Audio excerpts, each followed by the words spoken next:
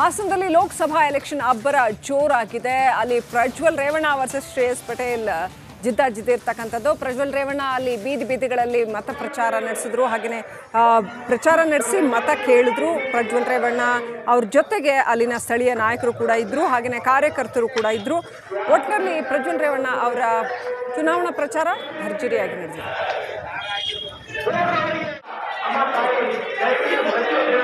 ನಮ್ಮ ಹೊಳೆನರಸೀಪುರ ಟೌನಲ್ಲಿ ಏನು ಕ್ಯಾನ್ವಾಸ್ ಮಾಡ್ತಾ ಇದ್ದೀವಿ, ಈ ಕ್ಯಾನ್ವಾಸ್ ಇವತ್ತು ಮಾಡ್ತಾ ಇರೋ ಉದ್ದೇಶ, ಇವತ್ತು ಏಪ್ರಿಲ್ 26ನೇ ತಾರೀಕಿನ ಚುನಾವಣೆ ನಡೀತಾ ಇದೆ.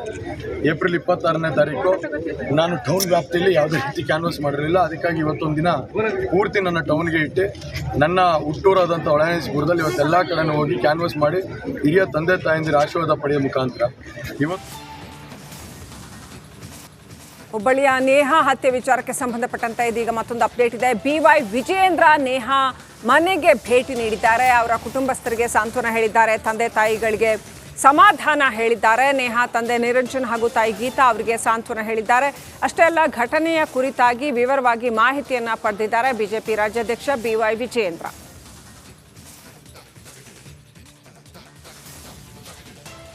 ನೇಹಾ ಹತ್ಯೆ ವಿಚಾರ ಕಳೆದ 3-4 ದಿನಗಳಿಂದ ರಾಜ್ಯದಾದ್ಯಂತ ಎಷ್ಟು ದೊಡ್ಡ ಸುದ್ದಿಯನ್ನ ಮಾಡಿದೆ ಅನ್ನುವಂಥದ್ದು ರಾಜಕೀಯ ತಿರುವನ್ನು ಕೂಡ ಪಡೆದಿತ್ತು. ಈಗ ನೋಡ್ತಾ ಇದ್ದೀರಿ, BY ವಿಜಯೇಂದ್ರ ನೇಹಾ ಮನೆಗೆ ಭೇಟಿ ಕೊಟ್ಟಿದ್ದಾರೆ.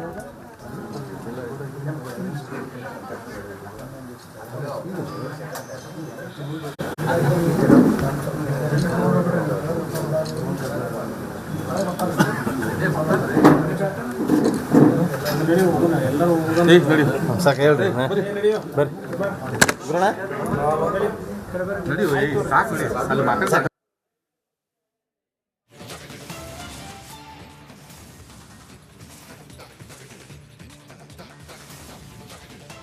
BY ವಿಜಯೇಂದ್ರ ನೇಹಾ ತಂದೆ ತಾಯಿಗೆ ಸಾಂತ್ವನ ಹೇಳಿದ್ದಾರೆ. ನಿರಂಜನ್ ಹಿರೇಮಠ ಹಾಗೂ ತಾಯಿ ಗೀತಾ ಅವರಿಗೆ ಸಾಂತ್ವನ ಹೇಳಿದ್ದಾರೆ.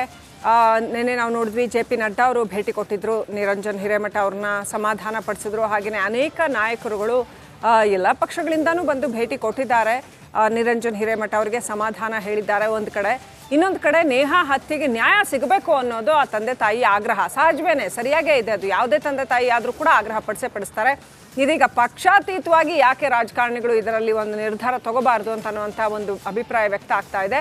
ಅದು ಯಾರೇ ತಪ್ಪು ಮಾಡಿರಲಿ ತಪ್ಪೇ ಅಲ್ವಾ, ಅವ್ರಿಗೆ ತಕ್ಷಣ ಕಠಿಣವಾದ ಕಾನೂನಿನ ಪ್ರಕಾರ ಕಠಿಣವಾದ ಶಿಕ್ಷೆ ಆಗಬೇಕು ಅನ್ನೋವಂಥದ್ದು. ಸೊ ನೇಹಾ ತಂದೆ ನಿರಂಜನ್ ಸಾಕಷ್ಟು ವಿಷಯಗಳನ್ನು ಹೇಳಿದ್ರು. ಇನ್ನೂ 4 ಜನ ಇದ್ದಾರೆ ಅನ್ನೋದನ್ನ ಹೇಳಿದ್ರು.